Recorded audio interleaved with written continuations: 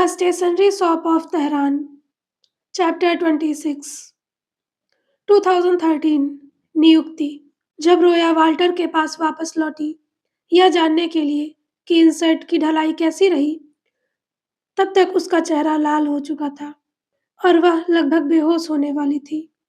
आपको लग सकता है कि दुनिया जटिल है और खोई हुई आत्माओं से भरी है, कि जिन लोगों ने आपके जीवन को छुआ और गायब हो गए वे कभी नहीं मिलेंगे, लेकिन अंत में सब कुछ बदल सकता है। एक दुकान, एक गिलास चाय और सब कुछ उलट-पलट हो सकता है। बहमन का बेटा ओमिद, उसने उसे अपना नाम बताया था, बेहद सहज स्वभाव का था। अमेरिका में रहने का एक फ़ायदा, उसकी पीढ़ी का एक फ़ायदा और खुला और बातें साझा करने को तैयार था। वह उतना सतर्क और शक्की नहीं था जितना कि अगर वह उसकी उम्र का होता तो होता। तब उसने उसे बताया कि वह उसके पिता को जानती थी, तो उसकी आंखें चौड़ी हो गई। सच में? वाह, क्या आप मजाक कर रही हैं? वह यह पूछने के लिए शब्द नहीं बोल पाई कि वह जीवित है या मर गए। जहांगीर के देहांत के बाद उसे बहमन के बारे में कोई खबर नहीं मिली थी। उसने उसे मानो भुला दिया था।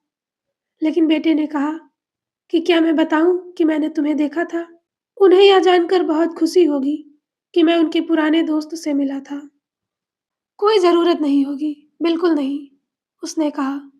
उन्हें परेशान मत करो, हम बस जान-पहचान वाले थे। मुझे बस यह जानकर खुशी हुई कि वह ठीक है और उनके बेटे से मिलकर भी। आपसे बातें करके अच्छा लगा। चाय के लिए धन्यवाद। मुझे अब जाना होगा, मेरे पति इंतज़ार कर रहे हैं। हाँ, बिल्कुल। आपको बता दूँ कि वो अभी डॉक्स्टन सीनियर सेंटर में हैं। उन्हें बहुत अकेलापन महसूस होता है। मेरी बहन और मैं जितना हो सके उनसे मिलने जाते हैं। लेकिन आप तो जानती ही हैं कि आजकल की भागदौड़ भरी ज़िंदगी में क्या ही होता है। वह कल्पना भी नहीं कर सकती थी कि दुनिया बदलने वाला लड़का किसी नर्सिंग होम में रहेगा। साहला का क्या हुआ? लेकिन उसने इस भले आदमी से उसकी माँ के बारे में पूछने की हिम्मत नहीं की। उसने कहा कि उसे जाना है और दोनों बार-बार यही दोहराते रहे कि यह दुनिया कितनी छोटी है और उसे फिर से आना चाहिए। क्लिनिक लौटने पर वाल्टर ने उसे बताया कि नए इंसर्ट्स फोम के बने थे। उसने फिर से कहा कि वे आश्चर्यजनक रूप से सख्त थे। तुम्हें ये कैसे लगे? वे कार में बैठे और वाल्टर ने हर घंटे की खबरों पर झुंझुनाहट दिखाई। क्या वाशिंगटन में कभी सही खबर नहीं आ सकती? हमें तो सबको वोट देकर हटा देना चाहिए। और फिर क्या बात है रोया? तुम पीली लग रही हो। रोया, क्या हुआ? कुछ नहीं, बस थोड़ी देर पहले मुझे हल्का सा चक्कर आया था, बस इतना ही। क्या मुझे रुक जाना चाहिए? नहीं वाल्टर, जारी रखो। चलो जारी रखते हैं। घर पहुंचने पर भी वह हाँफ रही थी और कांप रही थी। मैं कॉफी गर्म कर देता हूँ, वाल्टर ने कहा। इससे तुम्हें ताजगी मिलेगी। मेरा मतलब कोई मजाक नहीं है। उसने अपनी कोमसिन चप्पलें पहनी और कॉफी बनाने वाली मशीन की ओर चल पड़ा। ड्रिप कॉफी, वे फैंसी एस्प्रेसो मशीन नहीं जिसमें पॉट्स होते हैं और जिसे जारी उन्हें खरीदने के लिए कहती रहती थी। वाल्टर को पुरानी मिस्टर कॉफी मशीन में बनी कॉफी से पसंद थी, जिसे पूरे दिन जग में रखा जाता था। धन्यवाद, मैं बस बाथरूम जा रही हूँ। वाल्टर के ऊँट के चमड़े के मोपकिन, जिसमें से बेज के रंग का फर झांक रहा था, उसके टखने बस एक पल के लिए ही दिखाई दिया। जब वह उसके पास तेजी से दौड़ी, जब वह उसके पास प्रेरित होकर जल्दी से उसकी डेस्क पर पहुंची, जिसे वाल्टर ने बनाया था। वह वहां पर बैठ गई, अपना लैपटॉप चालू किया। उसके हाथ पसीने से भीगे हुए थे और उसका दिल जोरों से धड़क रहा था। शायद ये किसी दिन आने वाले दिल के दौरे के लक्षण थे। श्रीमती माइकल, उसकी पड़ोसी की तरह से उसे भी स्ट्रोक आएगा। उसका सिर कीबोर्ड पर गिर जाएगा और वाल्टर उसे पाएगा, यह जाने बिना कि वह क्या टाइप करना चाहती थी। शायद उसे रुक जाना चाहिए। लेकिन जैसे ही उसने स्टेशनरी की दुकान की घंटी फिर से सुनी, उसकी आँखों से आँसू बहने लगे। उसने ब्राउज़र पर क्लिक किया, ठीक वैसे ही जैसे काइल ने उसे सिखाया था। जब कर्सर सर्च बार पर पहुँचा, तो उसने टाइप किया, डक्सटन सीनियर सेंटर। मुझे समझ नहीं आता कि इतने सालों में तुमने उसे गूगल पर क्यों नहीं खोजा बहन। भगवान जानता है कि मैंने अपने हर आदमी को खोजा है, जिससे मैंने कभी प्यार किया है। तेहरान के यूसुफ अब मैरीलैंड में एक रिटायर्ड न्यूरोसर्जन है। मैंने उसकी तस्वीर एक वेबसाइट पर देखी है। क्या तुम्हें पता था? लेकिन तुम कहती हो कि तुम अतीत को अतीत में छोड़ना चाहती हो, मानो यह संभव हो। उसकी उँगलियाँ काँप रही थी। खैर, अगर उसे दिल का दौरा पड़ना ही था, तो कम से कम उसे पता चलने दो कि क्या हुआ था।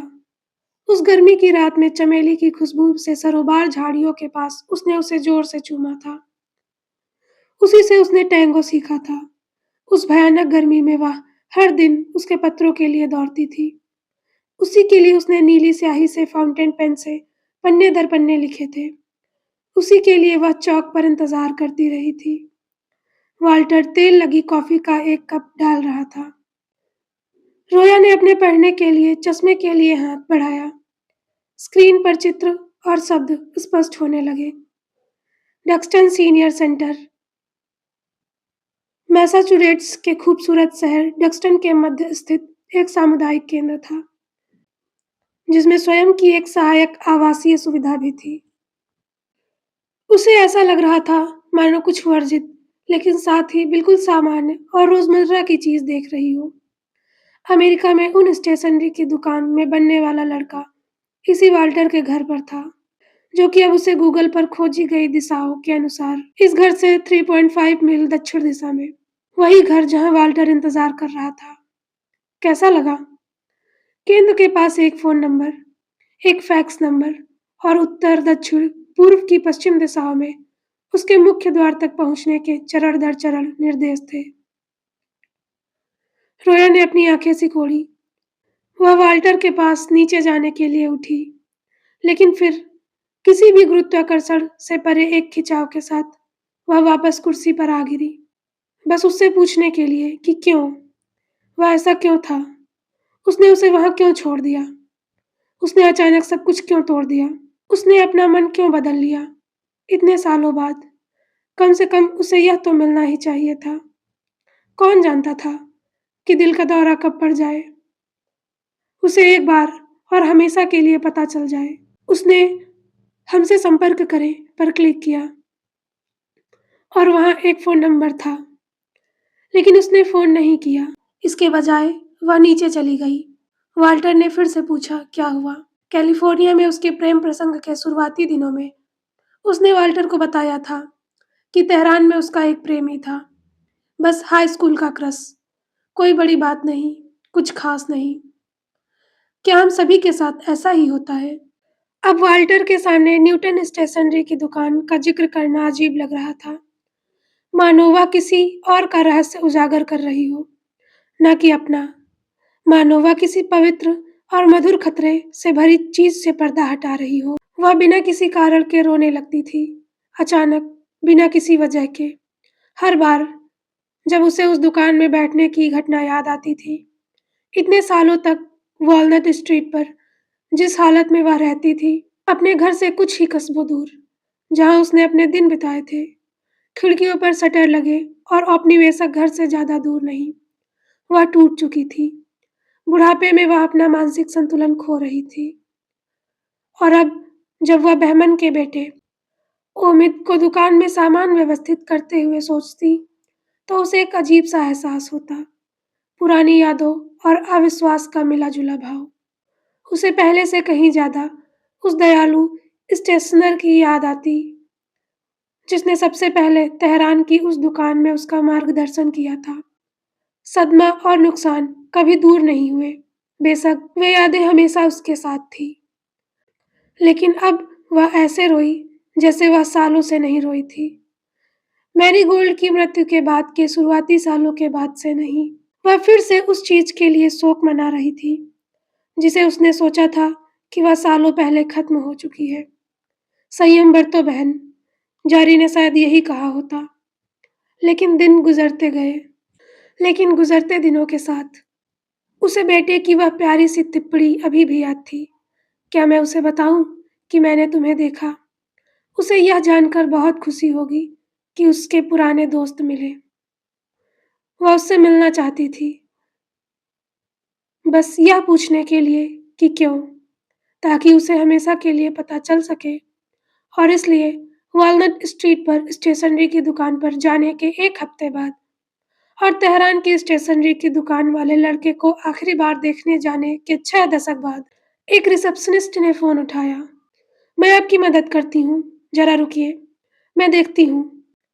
मैं उनसे बात करके आपको वापस कॉल करती हूँ। फिर एक और फ़ोन कॉल और हाँ, कृपया आइएगा। श्री असलान आपका इंतज़ार कर रहे होंगे। फ़ोन कॉल के बाद उसने फर्श के फटने का इंतज़ार किया, दीवारों के ढहने के लिए। लेकिन वॉल्टर ने पीले रंग के चूजे की तस्वीर वाली रसोई के तौलिए से बर्तन सुखाए, जो छाता कपड़े पहने हुए था, और उसने उसे बताया कि उसने खाना बनाया है। पहले कि उस लड़के से मिलने का अपॉइंटमेंट और दुनिया फट नहीं गई और वो दोनों बर्फ में गाड़ी चलाते थे और वो वॉल्टर के साथ में। उनमें ये बात थी, वो ऐसे ही स्वभाव के थे। उन्होंने कहा कि उन्हें अपनी पत्नी का उदास बैठना, रोना पसंद नहीं। अगर उन्हें उनसे बात करनी है, तो उन्हें करनी चाहिए। उन्होंने कहा, हम इतने बूढ़े हो चुके हैं कि बेवजह दुःख सहें। भगवान ही जानता है कि जीवन वैसे भी बहुत नाज़ुक है और वह कार से उतरकर यह सुनिश्चित करता है कि बुने हुए स्कार्फ से उसकी नाक और मुंह हवा से सुरक्षित रहें और वे डक्सटन सीनियर सेंटर नामक धूसर इमारत की सीढ़ियां चढ़ते। अंदर एक सुनहरे बालों वाली प्रशासक रोया को एक हॉल में ले जाती, जहाँ खिड़की के पास व्हीलचेयर पर एक बूढ़ा आदमी बैठा था। फिर से लड़के को देखती, जिसे वो कभी अपना मानती थी। Thank you.